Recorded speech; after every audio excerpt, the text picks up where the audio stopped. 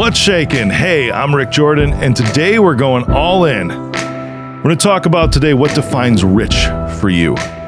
Everybody has different thoughts, different processes that they go through to try to figure out what that means to them. And a lot of people correlate this to money, right?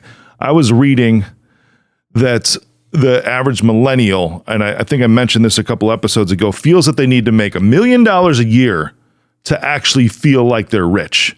And I'm going to challenge this to you today because being rich and having wealth is not a physical, tangible thing.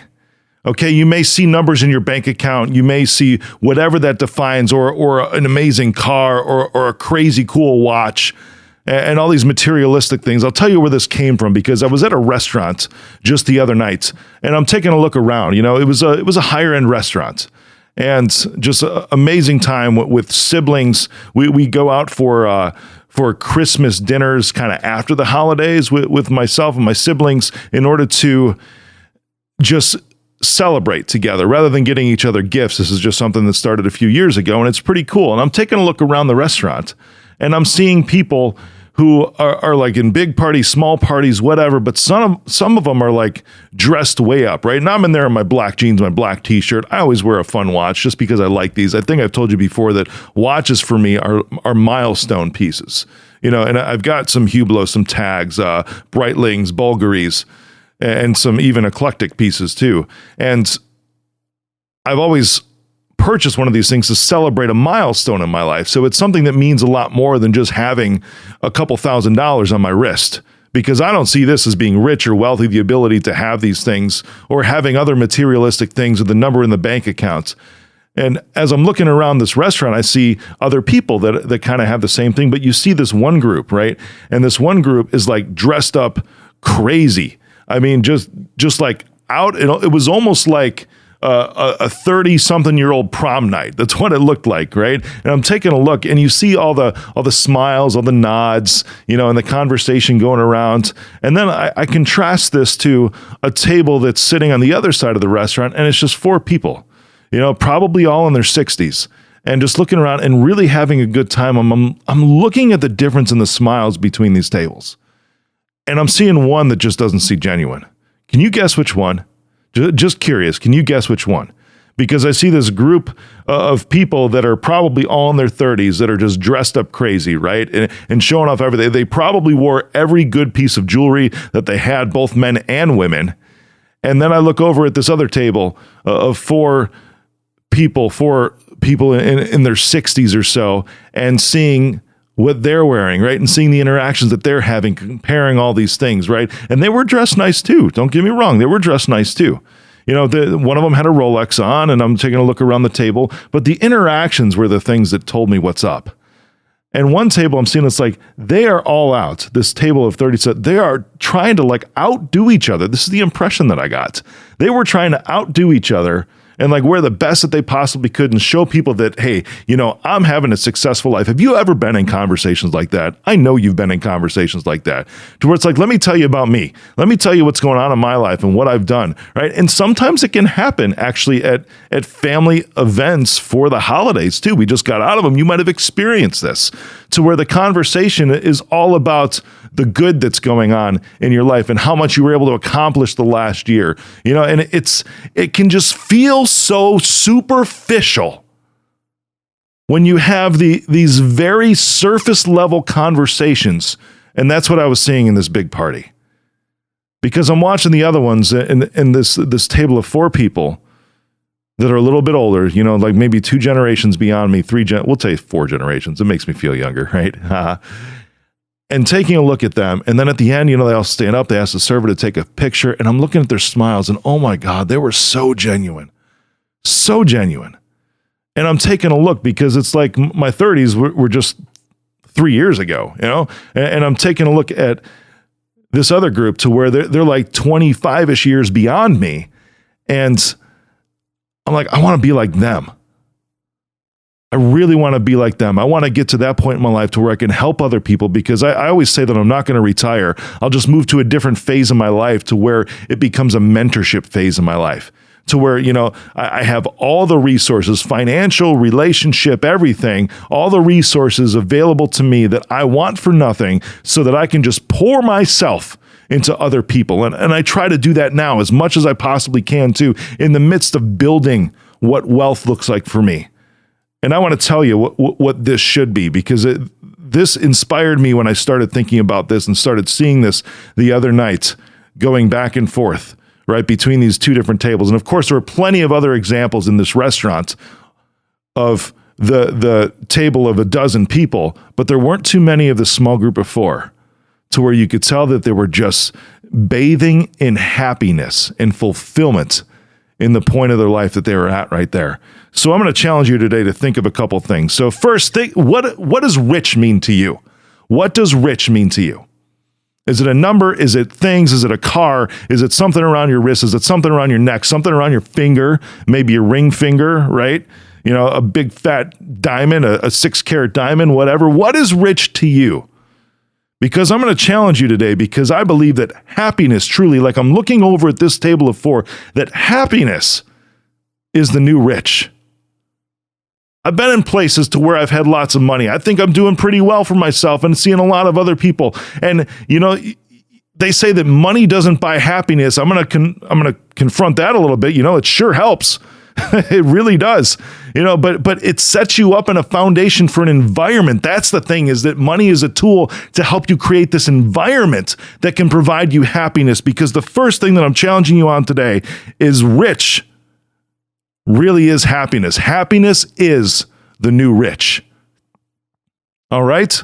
The second one I'm going to challenge you on, because I'm talking about fulfillment, as I'm looking at this table of four people that are just sitting there having a good time. They're not tense at all. That was the crazy thing, is that I'm seeing this table of 12 people and they look pretty tense, like they're sitting up straight. They don't really look like they're relaxed too much. They're just like there to present a mask.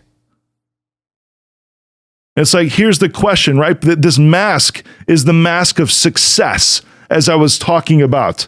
So here's the second question for you. What does success look like to you? I'm telling you, what I saw success look like to me is this table of four people, because inner peace is the new success. Inner peace is the new success. Not this mask of fakeness and surface level stuff and everything else. As I'm looking at the table of four people, just relaxed, smiling, just content. Inner peace is the new success. And then I'm taking a look. Okay, I'm looking at this table of four again, all right? And I'm taking a look around, and no joke, like 75% of them are overweight. 75%, 3/4 of the people at this table are overweight. And I realize that this is like most of America. This is the state of this country, as that's the case, right? And this is not coming from a guy, by the way. This is not coming from a guy who has never struggled with weight. I have photos, I have everything else, where I was 80 pounds heavier than what I am right now. I've told my weight loss journey, my health journey, my fitness journey so many times. This is coming from a guy who has struggled with weight. And I'm taking a look at this table and I see 75% of them, whether they're ignorant, whether they're stupid, whether they're just not paying attention, don't care, or just living in the temporal rather than for longevity, 75% of them are overweight.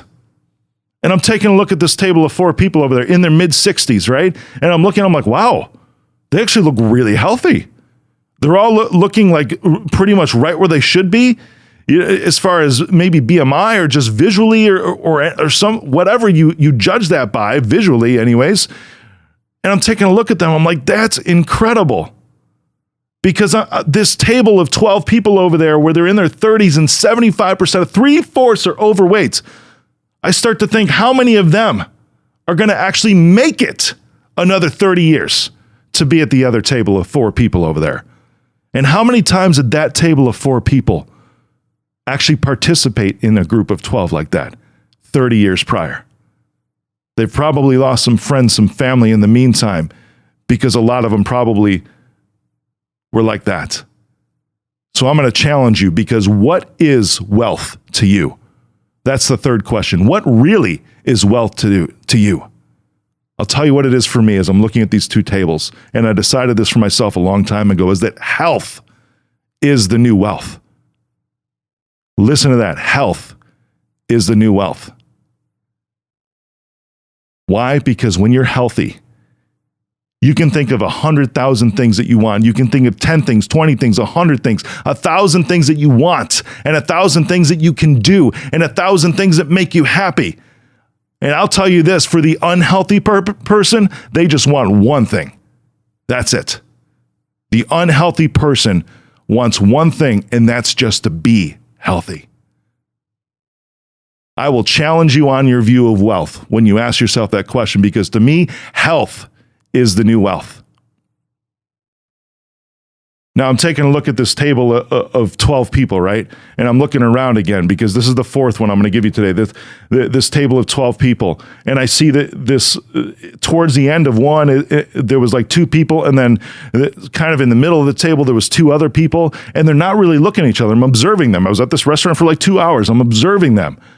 And they're not really talking to each other. They're talking to other people at the table, but those two people, and they weren't really couples, I don't think so anyways, but they weren't talking to each other. They're on their phone, and you see just kind of those looks in the conversation to where you can see like some daggers coming out of their eyes at points. And I'm like, what is going on? What is going on with these people that they have these issues with some others that are at the table, but yet they're out with them because this is a group of friends or family or whatever it is. And you might have experienced this even this past holiday season when you took a look at other people and they might have given you those looks of death.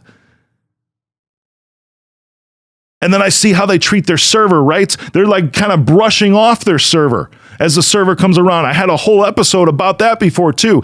I was noticing this happen right before my eyes, that they're treating their server like a servant, like a slave, not like somebody who's there to enhance the experience for them. And I look over in contrast to this table of 4 people again, and how much fun they're having with their server. It was similar to the amount of fun that I had with our server. And my server came up to me. I was like, thank you so much, Mr. Jordan. I really enjoyed having you guys. You guys were so much fun.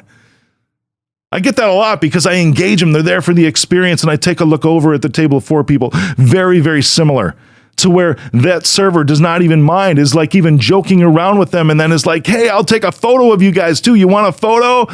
And then they get up, and the server's laughing with them. They're all having an amazing good time, versus this like separation between the server and the table itself, and even between these two sets of people that were there. And I don't know, because with this mask of success that they've put on and all of these other things that they're trying to show off, this fake wealth that they have, whatever, that seems to be like, man, look at me, I'm cool. Look at how much of a badass I am. Look at me, I'm cool. Well, you know what? Shrugging people off that way, not engaging with people who are there to help you, looking at people in a disrespectful manner, that's not fucking cool. What is cool to you? I'll tell you what it is to me. That's the 4th question, is what is cool to you? To me, being kind is the new cool. I love engaging with people in conversation. I love hearing their stories. I love seeing how I can help them. I love just, no matter what, smiling at people, even if it's just starting up a conversation with the Starbucks barista, which I do all the time. If you've ever been out with me, anybody who's ever traveled with me, who's been with me, sees that I am kind to everybody. I will always ask people pretty much the same. It's like, hey, how's your life today? Hey, how's it going for you today? Because I want to hear. I want to know what's going on. I want to engage with them and be kind to them in the moment. Just like that table of 4 people. I didn't get a chance to, but I would have loved to just sit down, because they had a story, I'm sure of it, that they could just impart wisdom into me too. And you know what? They probably would have, because I saw their hearts, I saw their genuineness, everything else that they just emanated from that table was just so positive.